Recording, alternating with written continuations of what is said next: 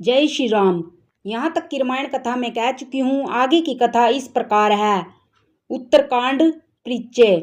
उत्तरकांड में राज्याभिषेक से काकभुसुंडी तक के घटनाक्रम आते हैं। मंगलाचरण।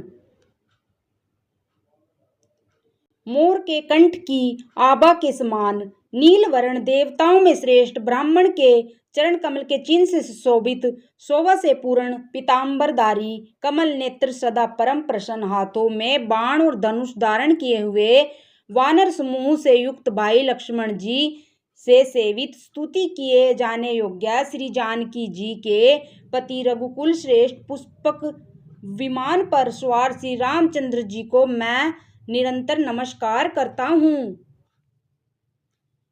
कौशलपुरी के स्वामी श्री रामचंद्र जी के सुंदर और कोमल दोनों चरण कमल ब्रह्मा जी और शिव जी द्वारा वंदित हैं। श्री जानकी जी के कर कमलों से दुलराए हुए हैं और चिंतन करने वाले के मन रूपी भोरे के नित्य संगी हैं। अर्थात चिंतन करने वालों का मन रूपी भ्रमर सदा उन चरण कमलों में बसा रहता है। कुंद के फूल, चंद्रमा और शंख के समान सुंदर गौर वर्ण जगजननी श्री पार्वती जी के पति, वांछित फल देने वाले, दया करने वाले, सुंदर कमल के समान नेत्र वाले, कामदेव से छुड़ाने वाले श्री शंकर जी को मैं नमस्कार करता हूँ। जय श्री राम।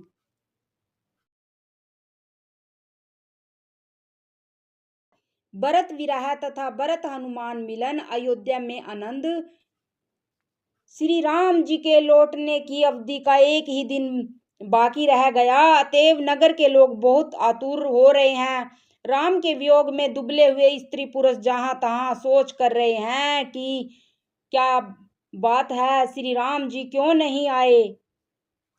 इतने में सब सुंदर शगुन होने लगे और सबके मन प्रसन्न हो गए। नगर भी चारों ओर से रमणीक हो गया, मानो ये सब के सब चिन्ह प्रभु के आगमन को जना रहे हैं। कौशल्या आदि सब माताओं के मन में ऐसा आनंद हो रहा है जैसे अभी कोई कहना ही चाहता है कि सीता जी, लक्ष्मण जी सहित प्रभु श्री रामचंद्र जी आ गए। भरत जी की दाहिनी आंख और दाहिनी भुजा बार बार फड़क रही है। इससे शुभ सगुन जानकर उनके मन में अत्यंत हर्ष हुआ और ये विचार करने लगे, प्राणों की आधार रूपी अवधि का एक ही दिन शेष रह गया। यह सोचते ही भरत के मन में अपार दुख हुआ। क्या कारण हुआ कि नाथ नहीं आए। प्रभु ने कुटिल जानकर मुझे कहीं बुला तो नहीं दिया। आहा हा, लक्ष्मण बड़े धन्य हैं एवं बड़भागी हैं जो श्री रामचंद्र जी के चरण अरविंदों के प्रेमी हैं। मुझे तो प्रभु ने कपटी और कुटिल पहचान लिया, इसी से नाथ ने मुझे साथ नहीं लिया। बात भी ठीक ही है, क्योंकि यदि प्रभु मेरी करनी पर ध्यान दे तो 100 करोड़ कल्पों तक भी मेरा निस्तार नहीं हो सकता। प्रभु सेवक का अवगुण कभी नहीं मानते। वे दीन बंधु हैं और अत्यंत ही कोमल स्वभाव के हैं। अतएव मेरे हृदय में ऐसा पक्का भरोसा है कि श्री राम जी अवश्य मिलेंगे, क्योंकि मुझे सगुन बड़े शुभ हो रहे हैं। किंतु अवधि बीत जाने पर यदि मेरे प्राण रह गए तो जगत में मेरे समान नीच कौन होगा। श्री राम जी के विरह समुद्र में भरत जी का मन डूब रहा था। उसी समय पवन पुत्र हनुमान जी ब्राह्मण का रूप धरकर इस प्रकार आ गए मानो नाव आ गई हो। हनुमान जी ने दुर्बल शरीर भरत जी को जटाओं का मुकुट बनाए राम राम रघुपति जपते और कमल के समान नेत्रों से प्रेम आश्रुओं का जल बहाते कुश के आसन पर बैठे देखा। उन्हें देखते ही हनुमान जी अत्यंत हर्षित हुए। उनका शरीर पुलकित हो गया, नेत्रों से जल बरसने लगा। मन में बहुत प्रकार से सुख मानकर वे कानों के लिए अमृत के समान वाणी बोले, जिनके विरह में आप दिन रात सोच करते रहते हैं और जिनके गुण समूह की पंक्तियों को आप निरंतर रटते रहते हैं, वे ही रघुकुल के तिलक, सज्जनों को दुख देने वाले और देवताओं तथा मुनियों के रक्षक श्री राम जी सकुशल आ गए हैं। शत्रु को रण में जीतकर सीता जी और लक्ष्मण जी सहित प्रभु आ रहे हैं। देवता उनका सुंदर यश गा रहे हैं। ये वचन सुनते ही सारे दुख भूल गए, जैसे प्यासा आदमी अमृत पाकर प्यास के दुख को भूल जाए। भरत जी ने पूछा, हे तात, तुम कौन हो और कहाँ से आए हो, जो तुमने मुझको ये परम प्रिय अत्यंत आनंद देने वाले वचन सुनाए। हनुमान जी ने कहा, हे कृपा निदान सुनिए, मैं पवन पुत्र और जाति का वानर हूँ। मेरा नाम हनुमान है। मैं दीनों के बंधु श्री रघुनाथ जी का दास हूँ। यह सुनते ही भरत जी उठकर आदर पूर्वक हनुमान जी से गले लगकर मिले। मिलते समय प्रेम हृदय में नहीं समाता, नेत्रों से जल बहने लगा और शरीर पुलकित हो गया। भरत जी ने कहा, हे हनुमान, तुम्हारे दर्शन से मेरे समस्त दुख समाप्त हो गए। आज मुझे प्यारे राम जी ही मिल गए। भरत जी ने बार बार कुशल पूछी, हे भाई सुनो, तुम्हें क्या दूं? इस संदेश के समान इसके बदले में देने लायक पदार्थ जगत में कुछ भी नहीं है। मैंने यह विचार कर देख लिया, इसलिए हे तात, मैं तुमसे किसी प्रकार भी उऋण नहीं हो सकता। अब मुझे प्रभु का चरित्र सुनाओ। तब हनुमान जी ने भरत जी के चरणों में मस्तक नवाकर श्री रघुनाथ जी की सारी गुणगाथा कही। भरत जी ने पूछा, हे हनुमान, कहो, कृपालु स्वामी श्री रामचंद्र जी कभी मुझे अपने दास की तरह याद भी करते हैं? रघुवंश के भूषण श्री राम जी क्या कभी अपने दास की भांति मेरा स्मरण करते रहे हैं?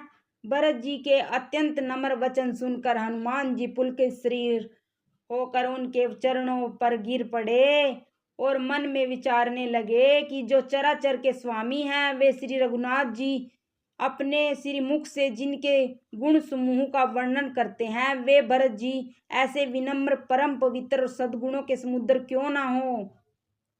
हनुमान जी ने कहा, हे नाथ, आप श्री राम जी को प्राणों के समान प्रिय हैं। हे तात, मेरा वचन सत्य है। यह सुनकर भरत जी बार बार मिलते हैं। हृदय में हर्ष समाता नहीं है।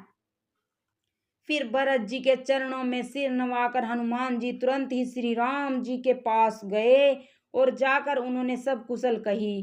तब प्रभु हर्षित होकर विमान पर चढ़कर चले। इधर भरत जी भी हर्षित होकर अयोध्यापुरी में आए और उन्होंने गुरु जी को सब समाचार सुनाया। फिर राजमहल में खबर जनाई कि श्री रघुनाथ जी कुशल पूर्वक नगर को आ रहे हैं।